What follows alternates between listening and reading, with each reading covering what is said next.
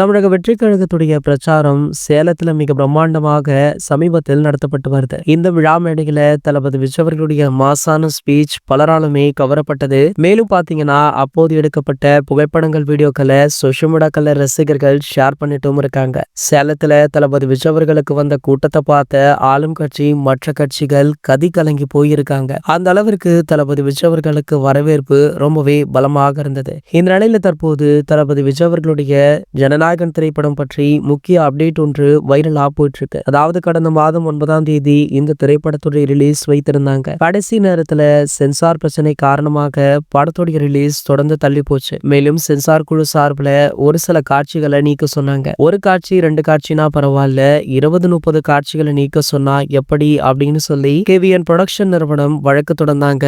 ஆனால் வழக்குமே தள்ளி போய் கொண்டே இருக்கு. தமிழக சட்டமன்ற தேர்தலுக்கு இன்னும் ஓரிரு மாதங்கள் தான் இருக்கு. அதற்குள்ளாரேயே படத்தை எப்படியாவது ரிலீஸ் பண்ண வேண்டிய கட்டாயத்துல இருக்காங்க. ஆகையால சென்சார் போர்டு சொன்ன அத்தனை கட்டையுமே பண்ணிட்டு மறு தணிக்கை குழுவிற்கு அனுப்பப்பட்டிருக்கு. கூடிய விரைவிலேயே இந்த படத்திற்கான புதிய ரிலீஸ் செய்தி அறிவிக்கப்படும் அப்படின்ற செய்தி கிடைச்சிருக்கு. இந்த படத்திற்கு UBI சான்றிதழ் கிடைத்து விட்டால் எந்த தேதியில ரிலீஸ் ஆகும் அப்படின்னா வர 20ஆம் தேதி இந்த திரைப்படம் ரிலீஸ் ஆகும் அப்படின்னுமே சொல்லப்படுது. இதனை தளபதி விஜய் அவர்களை அதிகாரப்பூர்வமாக அறிவிக்கவுமே இருக்காரா. இது போன்ற செய்திகளை பத்தி நீங்க உடனே தெரிஞ்சுக்க நம்மளுடைய சேனலை மறக்காம சப்ஸ்கிரைப் பண்ணிக்கோங்க.